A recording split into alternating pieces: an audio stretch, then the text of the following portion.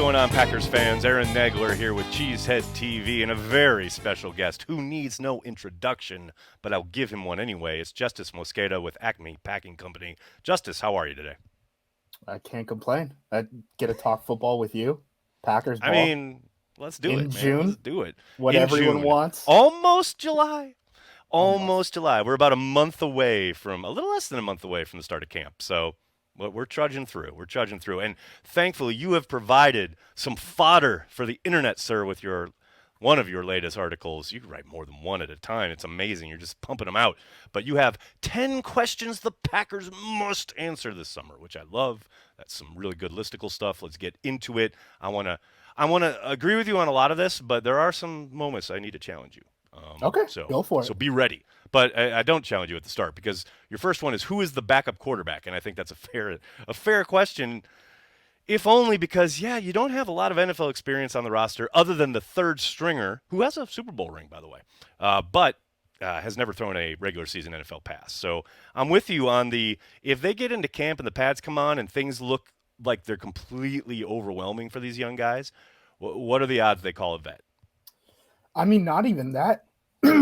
Sorry, got a frog in my throat. Not even No, that. that's all right. Like, think of like the Texans situation, right? Because I was looking through depth charts, just trying Right. to figure out like if I were in their shoes, what type of a move would I make? They have a veteran quarterback there, and they have the young guy, right? So like Yeah. maybe deadline time comes, or you trade a seventh round pick or something. I know people probably don't want to hear you just spent what was it a fifth and seventh round pick on a backup quarterback, but Right. Davis Mills is probably going to be available at some point. So maybe Right. that's something you keep in mind. Teddy Bridgewater still hanging out there without a gig. Maybe he brings his number down, right?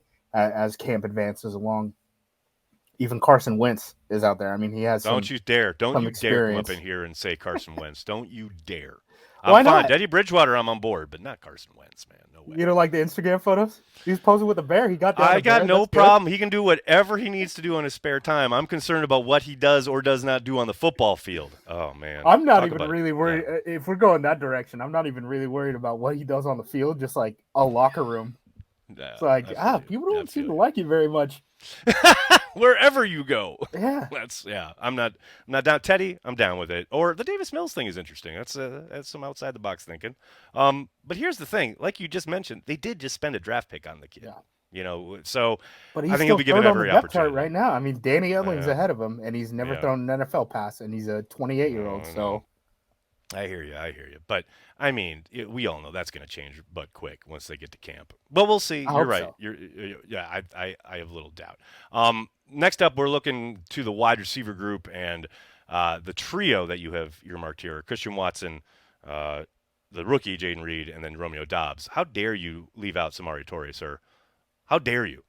I'm kidding. I somewhat kid. I just think he hasn't been really given a true opportunity in the regular season. I know he got some play last year when people got hurt, what have you. But to your overall question, are those three like it at wide receiver or enough at wide receiver? I would say yes, but I'm not entirely thinking that they're going to just arrive at camp and be like, oh, yeah, we're set. I mean, again, if things look a little overwhelming or a little kind of nobody's really on the same page ever, maybe they make a call or make a move. But I think the whole idea, right, is to let these young guys grow together. So I think it's got to be enough. yeah, and I think in the context of that trio, right, Hmm. the one we're really highlighting is Dobbs, right? Because Right. Reed's the rookie, right? Watson has an obvious skill set, right? Big play Um, waiting to happen, right? As is Reed, really, exactly. but But right. but Dobbs is the one guy where it was like, he dealt with the injury at the end of last year, but it seemed like teams got the best of him when they started playing him more in press coverage and stuff. And Yes. really, Right. if you have a guy in the slot and then a guy who's going to run the deep routes, like, is Dobbs going to play the X? I don't know. I Like, know. I think so, actually. I do. And it's I funny think you he's say that tough in because the hole at the X spot. right. So, No, I know, I know. But what's funny is you go back and you watch just the first 3 weeks, right? Before you get to London and Aaron hurts his thumb and then everything that kind of transpires after that. Dobbs himself gets hurt in Detroit. We don't see him for a long time. But I was rewatching some of those early games, especially the Tampa Bay game, and I can see a way forward there, right? I don't think he's the most dynamic guy, clearly. To your point, got to work on the release and the physicality in general, right? I think that's a big jump for a guy who made a lot of his hay in college in space. They did a lot to get him in space and let him to go to work. I do think the upside is there, though. And again, you look at those early games and you definitely see the potential. Uh, but yeah, there's other talent there too. I mean, who knows who jumps up from the rookie class? Some of the undrafted Wicks is guys. interesting to me. Wicks I mean, is. I I know agree. everyone's been talking about that Malik Heath undrafted Hey man, superstar in come on now. minicamp Now, before. now, be nice, be nice. But I'm I not hear you. I saying hear you. anything. I hear you. I'm No, just I hear you. saying. Look, we haven't put the pads Right. on yet. I know. Wicks is the one that I would circle because I think his game best fits the X, and I don't know if we're gonna have like a two-Ray Wicks battle during the summer, like Packers fans falling Yes. over themselves trying to Yes. figure out who the better You wide got to receiver claim your core is. guy early, right? Yeah, Right. and never back down, no matter how Never, much no matter new what information comes in. happens. Yeah. That's So so I don't know. true. I think they have an interesting wide receiver unit. I just think, if you get to, your week 2 of the preseason and, these Right. guys are obviously going to play the preseason and you're like, I don't know.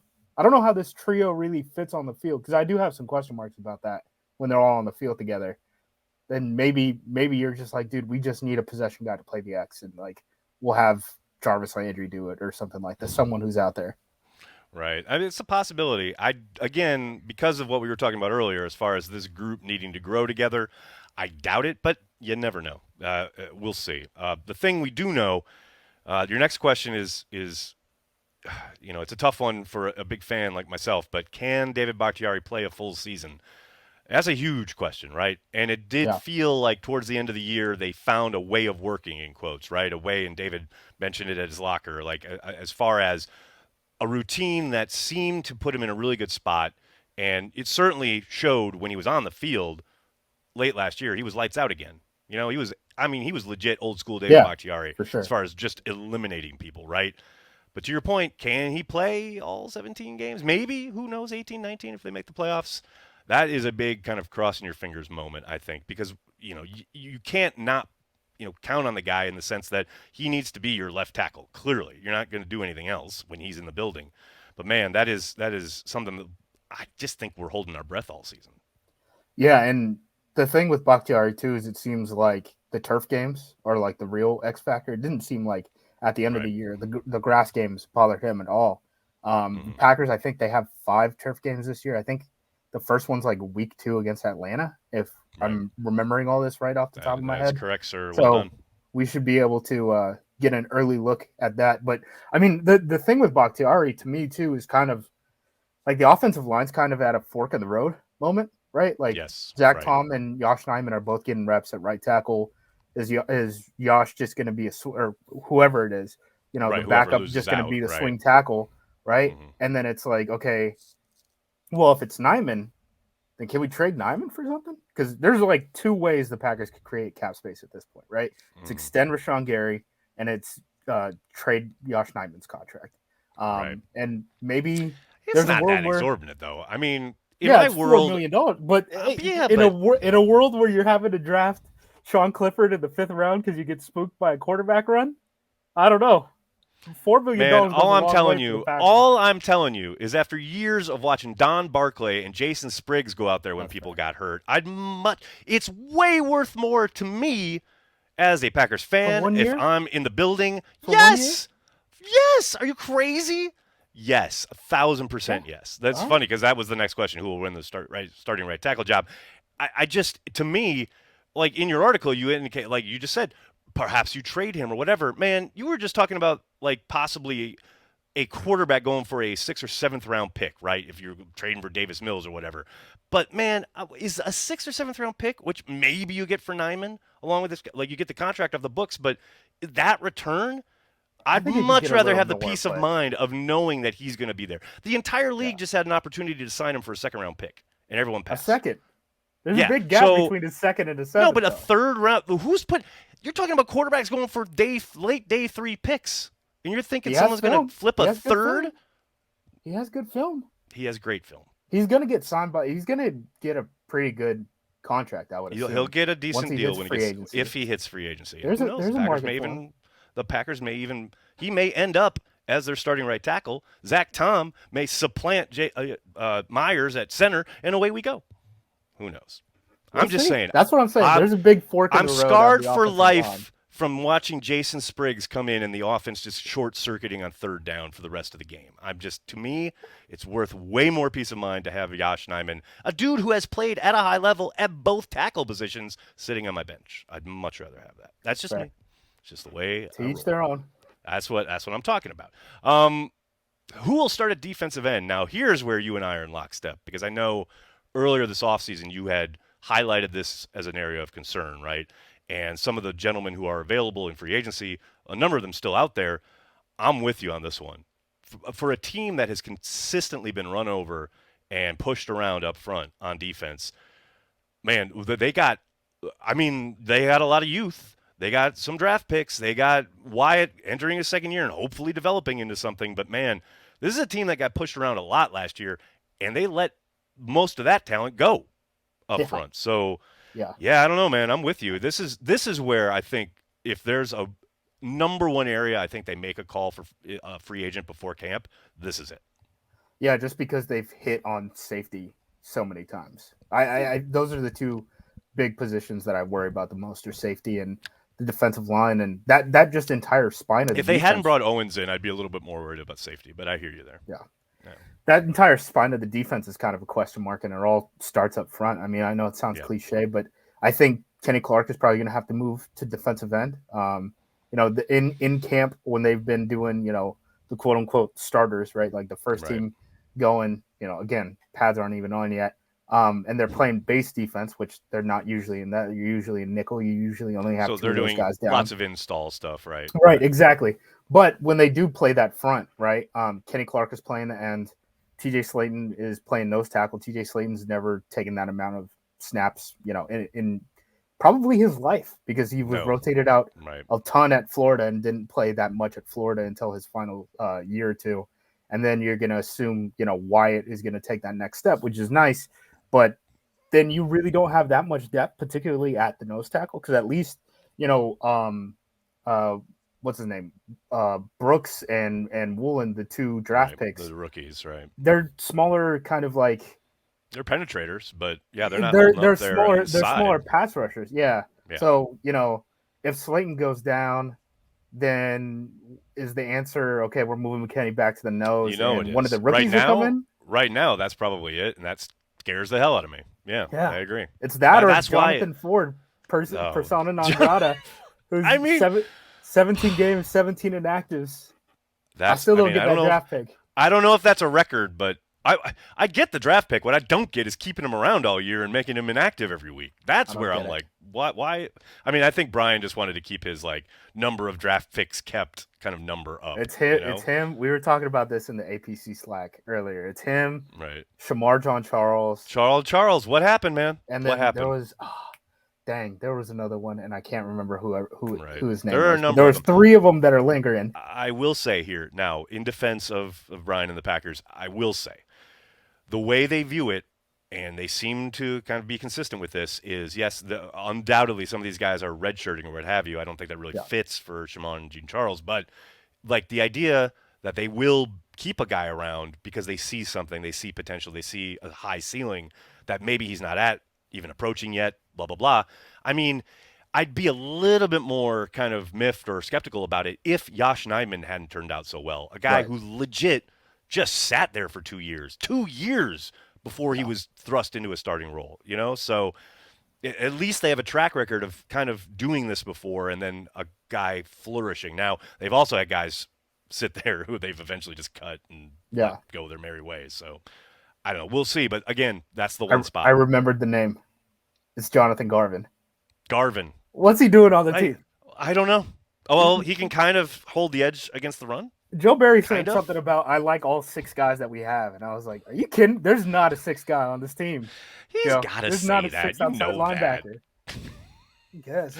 Get the kid from Nigeria up there instead. I know, right? Oh, I can't wait to see him. Can't wait to see him. Speaking of outside backers, is Lucas Van Ness ready to contribute immediately, you ask? I say he's got to. I don't think they have much choice, right? I mean, as I far don't know. as where they're going to rotate, especially, and I know the kind of company line so far throughout the offseason is like, or the idea publicly has been, well, Rashawn's hurt, so he's clearly got to play. I don't know if that's strictly true, but I do think because of his, physicality and his explosiveness that he is displayed often, I think they will maybe not force him onto the field, but they don't have the luxury they had when Rashawn was a rookie, right? I think they need him in the rotation. What's interesting, I really like Kingsley and Igbare and Justin Hollins and what As they've do been I. able to do. And Yep. Hollins has actually been starting most of Right. camp, which again, usually rookies are pushed down further down the depth chart. But we've seen Reed, right, at a receiver. I Yep. mean, he's in the mix with the first team guys every Right. single day, right? So I think that one's going to be interesting to watch. I do think that at the very least they should be able to get him in on some pressure packages, and I do kind of wonder if like Agreed. they start doing some more of the Zadarius Smith stuff with him because he's big Oh, enough and long 100. enough I that I he can think do they that. and again, they don't have to, but I think that's 100% the best way to get him involved early, right? As far as I when you get into a third and long, put him along the interior and let him go to work against some of these guards. I'm in on that. and there's some interesting stuff too because I think defensively when they get into the huddle, right, just off of the personnel, you can kind Yeah. of tell what Green Bay's been doing the past 2 years, I would say. Right. Yep. I think Van Ness gives them the combo of Van Ness and Quay Walker gives them a little bit more flexibility where you could play Quay on the edge and Yep. kick Van Ness inside, and now you got five defensive linemen basically. Mhm. Quay is basically defensive lineman size and athleticism. You're getting 5 on 5, Mhm. so these guys aren't getting any help. You're asking every single person across the To board win up to front, win, right? and if Yep. it's Quay, Preston, Van Ness, Wyatt, and Kenny Clark, I'm taking my Someone's chances on the someone's gonna Packers winning win. that Yeah, one. I got it. Yeah, I love it. I love it. I absolutely love it. But that's what I mean. Like, I think, yeah, again, obvious passing situations, get him in yeah. there, get him, let him go to work at least initially. And then speaking of linebackers, your next question is, can the inside linebackers rebound from 2022? It is interesting to see. I know a lot of people or talk about the Quay Walker thing with the two ejections, which is an Yeah. obvious kind of okay, don't do that, right? But I did think while he was somewhat lost the first half of the year, I think clearly, Devondre going down with the injury for the stretch where Quay had to kind of take the lead in regards to the inside backer group.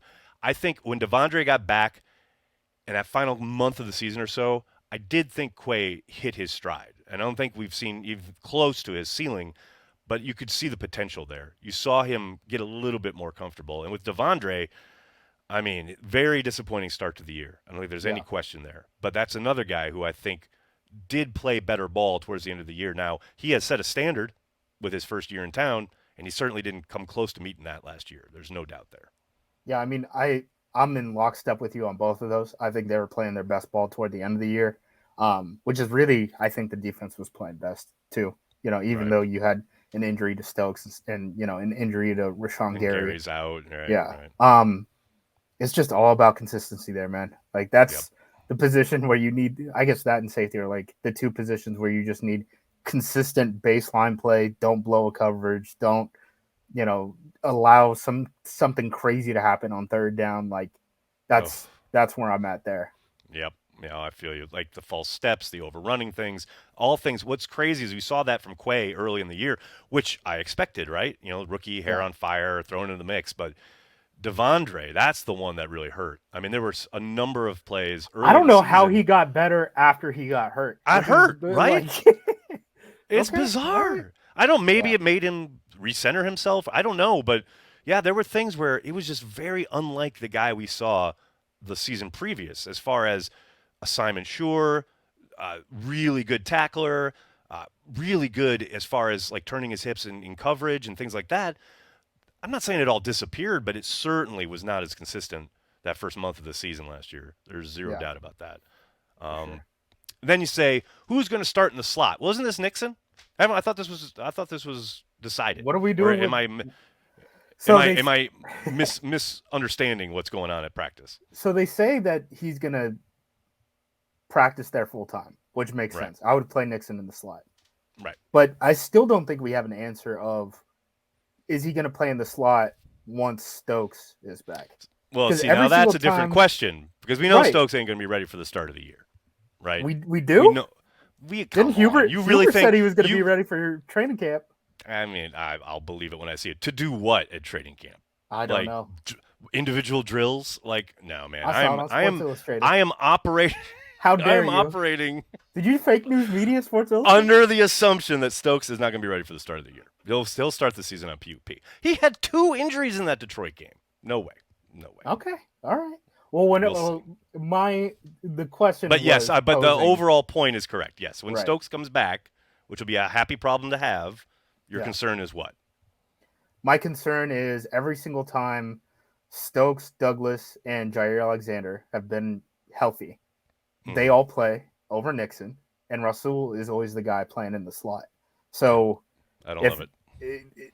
you're gonna have that, if you would basically have to bench Douglas for the vast majority of snaps. The Packers are in dime maybe like 5% of Right. snaps. That's a Yep. lot of money to have on the bench. And maybe Yes, it that's the is. question where you're like, maybe he plays a little safety. He practiced there, I think, one practice, and I think it's been overblown a little bit last year when all those Yeah, I mean, what's safety funny is injuries happened. But no one remembers that was done because Savage hurt himself on family night, and they just right, needed safeties. They needed yeah. bodies. Like Well, that's so pretty many much where guys that. got hurt. Yeah. Yeah. So Yeah. Yep. Yep. I don't But we'll know, see. but I mean, they're I gonna hear have you. to do I hear you. something.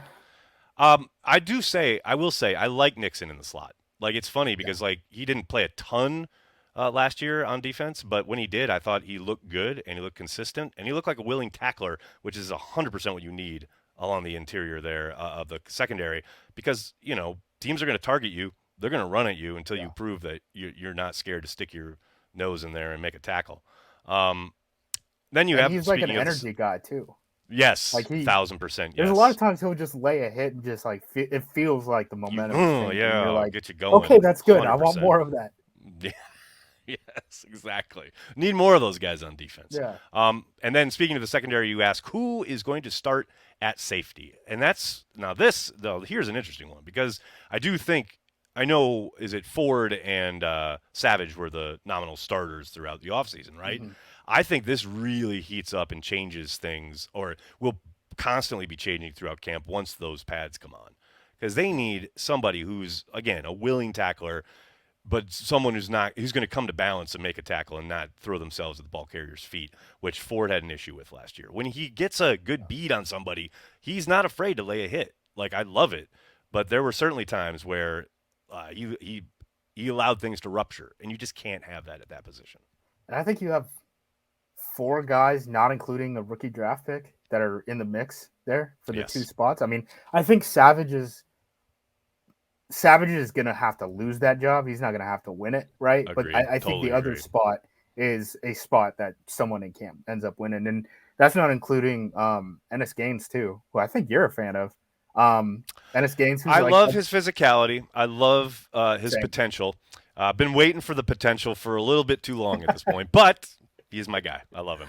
I'll tell you what, He's I really oh, go love ahead. the Owens pickup. I really do. Yeah. I think, and I know more. They brought the guy from San Francisco, and who knows? Anthony Johnson. I know people are really high on him as far as the draft pick goes, but I love the idea of Owens. Like the idea that the Packers went out and found a guy who has been kind of taking forward steps every year in his NFL career, right?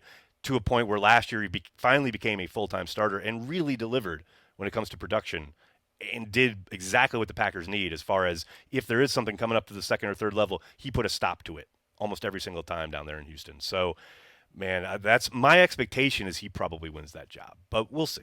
I mean, it's like you It's said, a there's a lot of names. it's a really interesting room too because, I mean, you look at Johnson, right, the rookie draft pick out of Right, Iowa State. He was playing cornerback for the most part at Iowa State, and up until this right. last year, and they play this like weird, goofy three safety system where it's not the three safety that Green Bay plays, where Right. Adrian Amos would basically be an inside linebacker. It's like no, there's three safeties at the top. They're funneling everything inside. Don't play edge rushers. It's very weird. So That is like the weird. zones he was covering, even though he was a safety, were like sideline zones, right? So it's like Hmm. basically like what you're doing as a cornerback anyway. And then Tavarius Moore is a guy who's probably best suited in the slot. Gaines is basically only been used as like a big slot guy.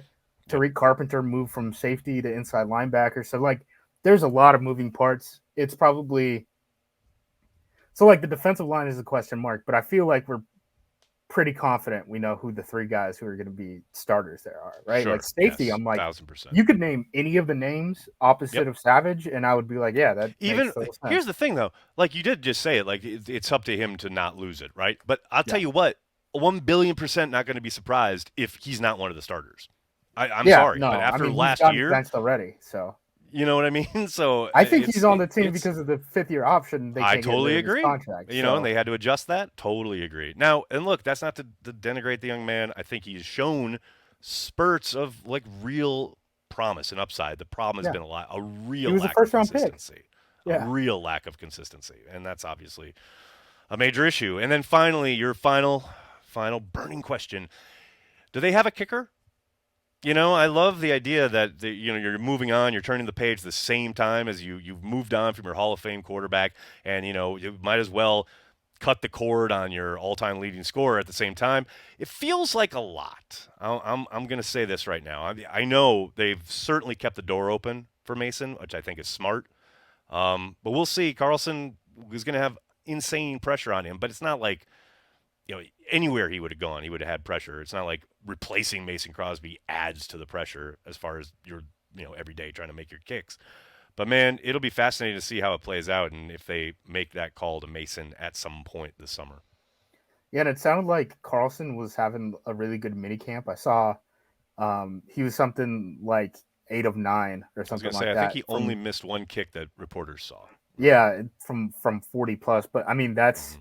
without a real pass rush, right? Again, pads haven't come on, so that's something I'll Correct. definitely be paying attention to in the preseason. The other thing I think is interesting is Green Bay's basically kept two kickers on the roster, no matter Right. what, since Yep. COVID started, right? Yep. Like they'll keep one on the practice squad. They don't care.